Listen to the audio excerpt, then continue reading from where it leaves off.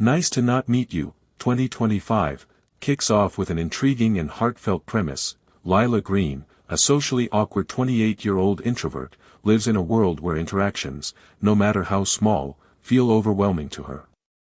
She works from home as a freelance graphic designer, content with her quiet life but often plagued by her inability to navigate everyday social situations. Her life takes a turn when she unexpectedly becomes the recipient of a mysterious invite to join an online therapy group called the Not So Social Club. The group's catchphrase is, "Nice to not meet you," a clever play on the idea that sometimes, virtual connections feel safer and more meaningful than in-person ones. At first, Lila is hesitant, doubting whether she could ever connect with people online. After all, she's been burned before by face-to-face interactions, where her shyness and lack of confidence often make her feel out of place. Still, something about the invite intrigues her, and she eventually joins, hoping to find a community where she can feel less isolated.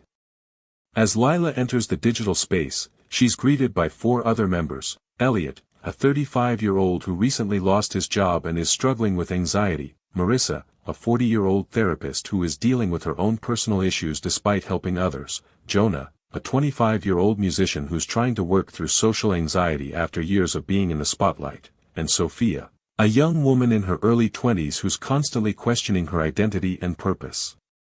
Each character is unique, dealing with their own personal battles and insecurities, but they share a deep sense of loneliness that has brought them together. The group's weekly meetings become a safe space for everyone to open up, with Lila remaining somewhat reserved but slowly warming up to the idea of sharing her thoughts. The first episode introduces the group's dynamic, showcasing their individual struggles and the tentative connections they form with one another.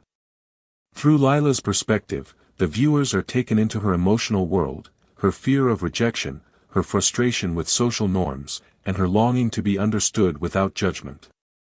The group sessions aren't perfect. There are awkward silences, uncomfortable moments, and instances where the members struggle to communicate effectively, but over time, these small, imperfect interactions start to build a sense of trust.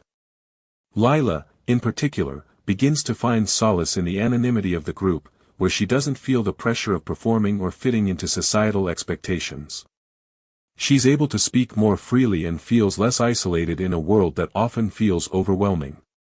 Through the online therapy sessions, Lila learns that she's not alone in her feelings, and she begins to realize that embracing vulnerability, whether in person or online, is key to connecting with others.